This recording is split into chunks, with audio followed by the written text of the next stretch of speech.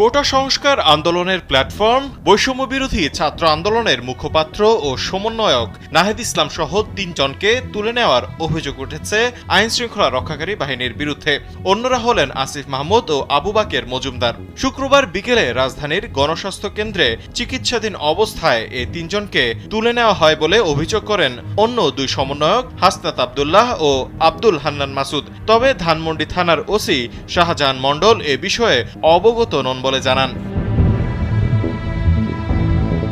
সমন্বয়ক হাসনাত আব্দুল্লাহ জানান, শুক্রবার বিকেল ৪টার দিকে আইন শৃঙ্খলা বাহিনী পরিচয়ে ৩ জনকে রাজধানীর গণস্বাস্থ্যনগর হাসপাতাল থেকে নিয়ে যাওয়া হয়।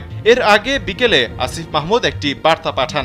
নগদের কাছে সব গ্রাহকই প্রিয়, তাই তো সারা দেশে ক্যাশ আউট চার্জ সবচেয়ে কম। সেখানে তিনি বলেন, হাসপাতালে ভর্তি অবস্থায় তাকে, নাহিদ আর বাকেরকে গৃহবন্দী করেছে আইন শৃঙ্খলা বাহিনীর পরিচয় দেওয়া ব্যক্তিরা। ওয়ার্ডের সামনে হাসপাতালে অবস্থান নিয়েছেন তারা। তাদের সব ধরনের কমিউনিকেশন বন্ধ করে রাখা হয়েছে। এ সময় চিকিৎসা নিতে এসেও বিড়ম্বনার শিকার হতে হচ্ছে বলে অভিযোগ করেন তিনি।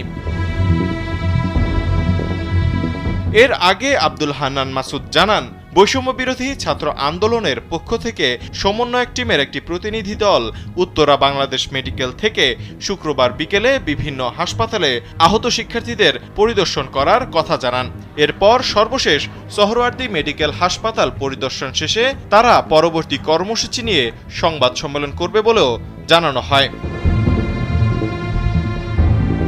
তবে সন্ধ্যা 7:30টার দিকে তিনি বলেন, তারা মানসিক ট্রমায় আছেন, তাদের নিরাপত্তা নিয়ে বাজে অবস্থায় আছেন। এ সময় তাদের সংবাদ সম্মেলন না করতে দেওয়ার চেষ্টা হচ্ছে বলেও অভিযোগ করেন এই সমন্বয়ক। তবে তারা কর্মসূচি নিয়ে সংবাদ সম্মেলন করতে দৃঢ় প্রতিজ্ঞ বলেও জানান তিনি। কোটা সংস্কার আন্দোলন ঘিরে ইন্টারনেট চালু, কারফিউ তুলে নেওয়া সহ সরকারকে ৪ দফা দাবিতে ২ দিন আগে ২ দফায় ৪৮ ঘন্টার আলটিমেটাম বেঁধে দিয়েছিলেন আন্দোলনকারীরা। শুক্রবার আলটিমেটাম শেষ হয়েছে। এদিন শহীদ সোহরাওয়ার্দী মেডিকেল কলেজ হাসপাতালের সামনে সংবাদ সম্মেলনে তাদের নতুন কর্মসূচি ঘোষণা করার কথা ছিল।